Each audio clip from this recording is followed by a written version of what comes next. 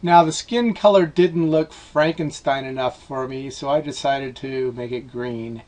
And what I did is I created a new layer here, and I painted green on it, and I made this layer a color layer, so I could still get the lightness and darkness values, the luminance values out of the skin tones and a little bit of the skin tones as well. And then I just reduced the opacity. And the way I painted this to make it really easy is as follows. So again, I have my stamp here, and I created a new layer, made it a color layer, and I just selected a random color of green here. But in order to stay in the lines and make it easy to stay in the lines, I can select everything that's in here, all these layers here, and hold down the control key, and then hold down the plus key, and then select each one of these layers, and then this will keep me inside the lines.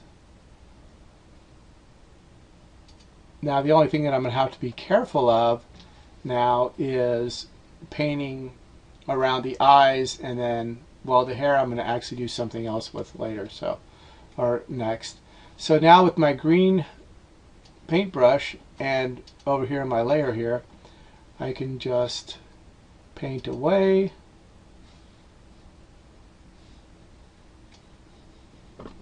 Oops, I'm going to get a different brush here.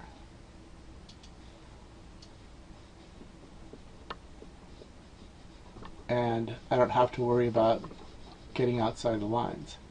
So that's what I did there.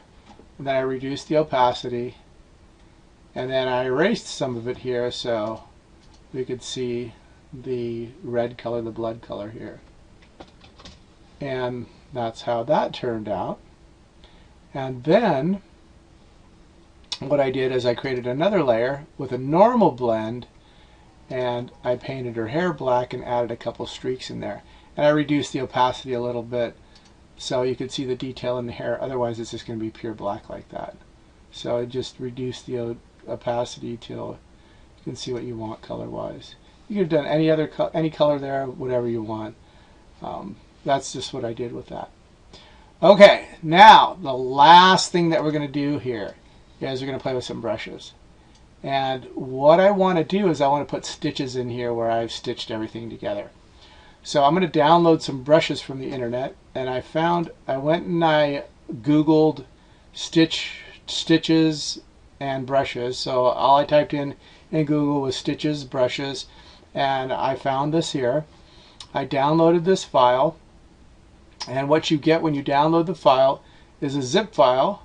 And if you open up the zip file, what's in the zip file is a file that looks like this. So here's my zip file. Inside here is a stitches ABR. ABR files are brushes files, and these are brushes that people make, and they're downloadable. A lot of them are for free. You just have to read the copyright information. Some people want you to mention their name. Some people don't want it used for commercial, so on and so forth. You have to read it so you don't violate it. That's up to you. Now back in Photoshop, what I'm going to do is I'm going to open my brushes panel, make sure it's open, so I go to Window if it's not already open, and I'm going to select Brushes. And when the brush panel opens, it also opens Brush Presets. So Presets comes with it as well. What I want to start with is I want to go to Presets, and I want to go here, and then I want to load brushes. Load brushes.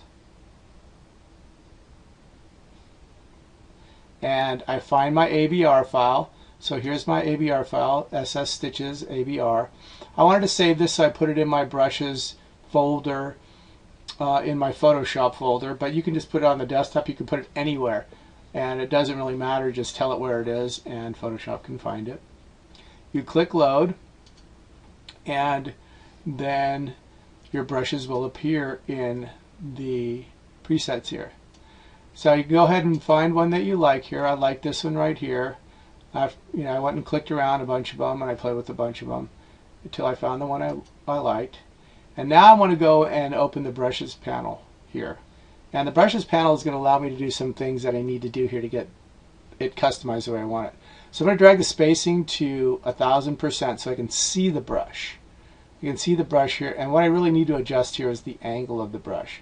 So I want this angle to match the angle of my joints here, wherever I'm putting body parts together here, where I want stitches.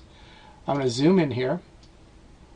Oh, and another thing I need to do is I need to make a new layer. I'm going to put this on a separate layer. This isn't matched up to really the greatest in the world, but that's okay because we're going to cover it with the stitches. So this needs to be on top of my merged layer, and I'm going to just call this merged. And you can see I have my green up here, and this is my hair. Oops, spelled hair wrong. Dyslexic. Not really, just a moment. And this is green. Now I'm going to put the stitches above the merged layer. It doesn't really matter. Actually, I do want it on top of the green because I don't want it to be a green color. So I'm going to click new, and I'm just going to make this a normal layer. And now I'm going to get my brush again, and I'm just going to click where I want the stitches to be. So I'm going to click right there. Whoa, except I want them black. Don't want them green. Oops, I did it again. What happened? Black. There we go. And I just click till I get stitches that I want. Oh, I can go over it a couple times if I want, or I can have them more sparse. Let's zoom out and see what that looks like. Now that is Frankenstein there. Now we're getting somewhere. So let's do it on the arms now. I'm going to zoom in on this arm right here. And what I need to do here is I need to change the angle of the brush. So I need to be on B for brush again. And this angle here is what I'm going to move. So let's move it so we try to mimic this angle here. A little bit more here. And then I just start clicking to add the stitches.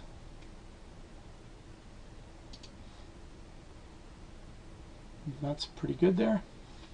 Let's do the other side now. Now I'm going to have to flip this all the way around and try to match, oops, not so much. Try to match this angle here.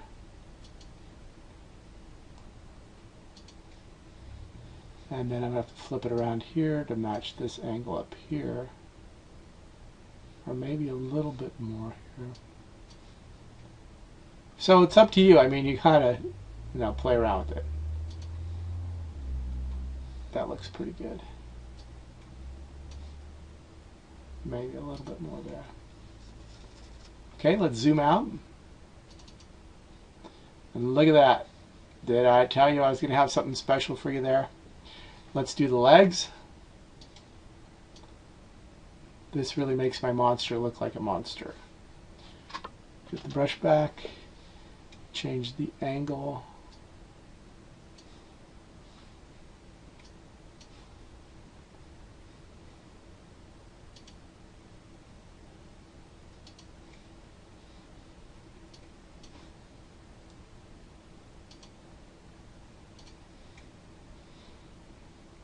The other side here.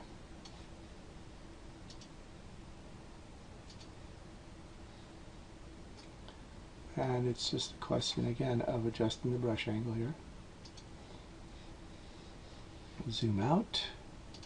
See how it looks. It's beautiful, beautiful, and it hides very well where those joints are, every one of those joints and all those little mistakes that were made there. And look how it smooths it out. It's pretty interesting how you can hide things and make them look really good that way. So it's all a magic act. It's all a magic trick. So with the feet here, I'm going to want to probably, well, let's see what happens, but I might have to make the brush a little smaller because there might not be enough stitches here. Might be hard to see. So let's try making the brush a little smaller and see if that looks a little better.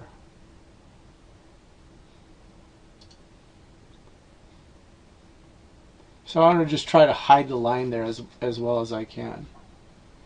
is what I'm trying to do.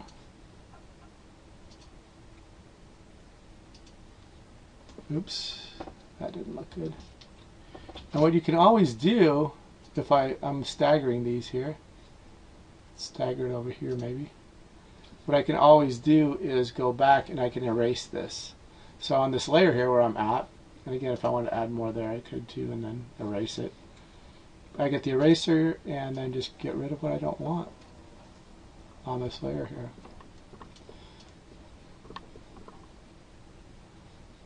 And again, my painting was really sloppy. A lot of stuff is sloppy, but yours guys is yours is gonna be perfect. Everyone's gonna be perfect. Look at that. Let's zoom out. And all those joints are covered. Everything looks like it fits well, and I got my Bride of Frankenstein.